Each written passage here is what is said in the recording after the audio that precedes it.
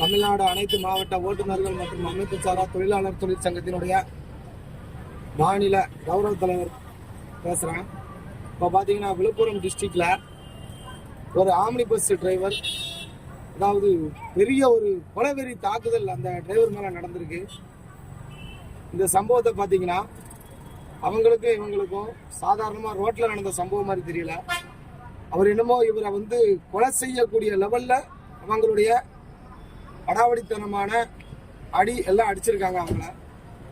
அந்த டிரைவர் இன்னைக்கு ரொம்ப இக்கட்டான சூழ்நிலையில ஒருவர் அந்த அடியும் வாங்கிட்டு வாகனத்தில் இருக்கிற மக்களை கொண்டு சேர்க்கணும்னு வந்திருக்காரு. ஒருத்தருக்கு பலமான அடின்றதுனால அவரை அந்த விழுப்புரம் டிஸ்ட்ரிக்ட்ல உள்ள ஜிஹெச்ல அட்மிட் பண்ணியிருக்கு.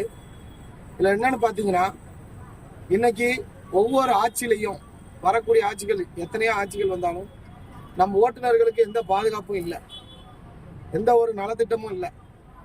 இப்போ இருக்கிற முதல்வர் திரு ஜோசப் விஜய் அவர்களும் எங்களை மாதிரி சாதாரண ஓட்டுநர்கள் அவர்களை கொஞ்சம் நல்வழி பாதைக்கு கொண்டு போவாரான்றது எங்களுக்கு தெரியல. எங்களுக்கும் குடும்பம் குட்டியெல்லாம் இருக்கு.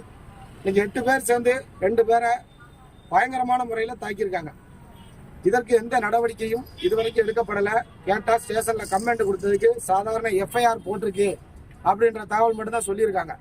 ஆனா அதற்கு சாதாரண எஃப்ஐஆர் இது போதுமா?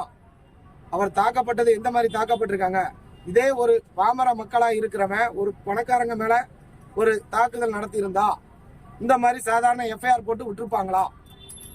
அப்ப பாமர மக்கள் என்னைக்குமே பாமர மக்கள் கஷ்டப்பட்டு அடிபட்டு நொந்து தான் இருக்கணுமா?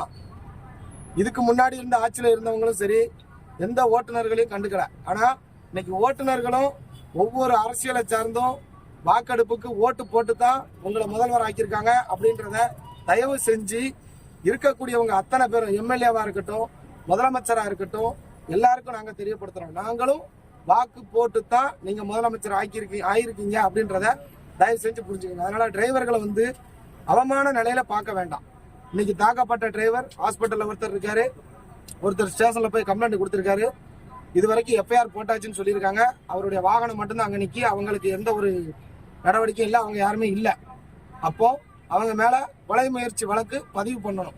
இந்த வழக்கு பதிவு பண்ணப்படவில்லை என்றால் இந்த ஒரு வாரத்திற்குள் ஆர்ப்பாட்டம் நடக்கும், கலெக்டர் ஆபீஸ்ல மனு கொடுக்கப்படும். அதாவது நீதிப்படி என்ன செய்யணுமோ அதை எங்க சங்கத்தின் வாயிலாக செய்வோம்.